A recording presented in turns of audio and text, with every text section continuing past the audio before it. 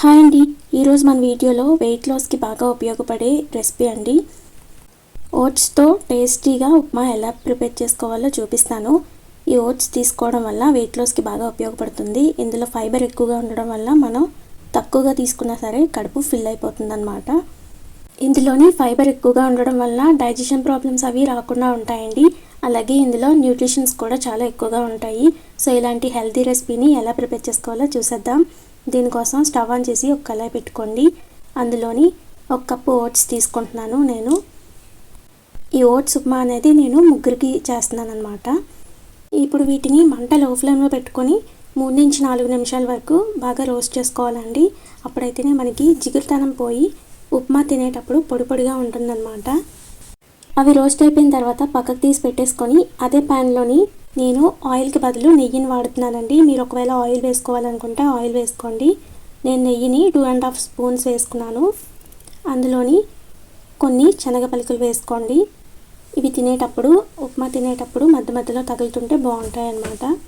వీటిని బాగా రోస్ట్ చేసుకోవాలి. లో ఫ్లేమ్లోనే రోస్ట్ చేసుకోండి, అప్పుడైతేనే పలుకు బాగా వేగుతుంది. ఇందులోనే నేను జీడిపప్పు కూడా వేసుకుంటున్నానండి. అది ఆప్షనల్, మీకు నచ్చితే వేసుకోండి. అందులోనే పోపులు కూడా వేసుకున్నాను. 1 స్పూన్ వేసుకోవాలి పోపులు. ఈ 3 బాగా వేగాలండి. ఉప్మాకి మంచి టేస్ట్ ఇచ్చేవి ఈ 3ఏనండి.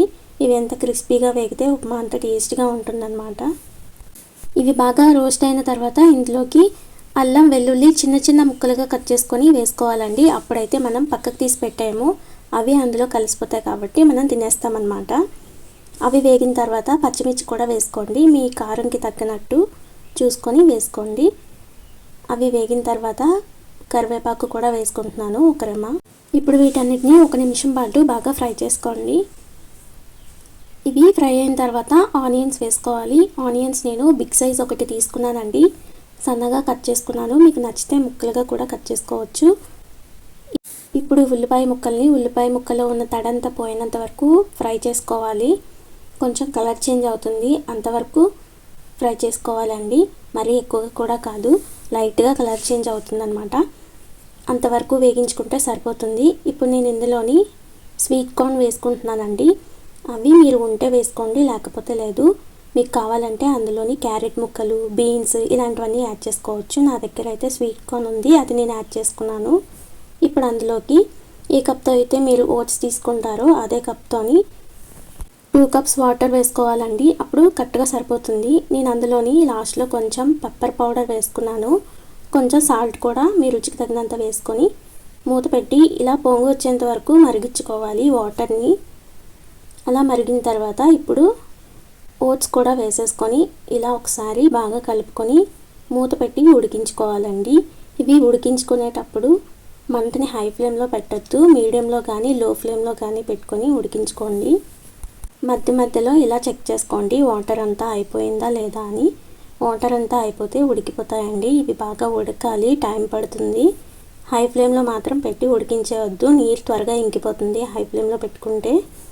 మీడియం ఫ్లేమ్లో పెట్టుకుంటే బాగా ఉడుకుతుందన్నమాట మనకి ఓట్స్. చూసారు కదా, నీరంతా ఇంకిపోయింది, బాగా ఉడికిపోయాయి కూడా. మనకి ఎక్కడ జిగురుతనం లేదు, ఇందులోని పొడి పొడిగా ఉంటుందన్నమాట. ఈ కప్పు ఓట్స్ మనం ముగ్గురు అయితే హ్యాపీగా ఫుల్గా తినేయొచ్చండి. మనకు కొంచెం తింటేనే కడుపు నిండిపోతుంది. మీలో ఎవరైనా డైట్ ఫాలో అయ్యే వాళ్ళు అలా ఉంటే డైలీ ఓట్స్తో తింటూ ఉంటారు కదా, వాళ్ళకి ఇలా ఒకసారి ట్రై చేసి తినండి. మీకు ఎన్నిసార్లు తిన్నా సరే బోర్ అనిపించదు. వీడియో నచ్చితే లైక్ చేసి నా ఛానల్ని సబ్స్క్రైబ్ చేసుకోండి. Thank you.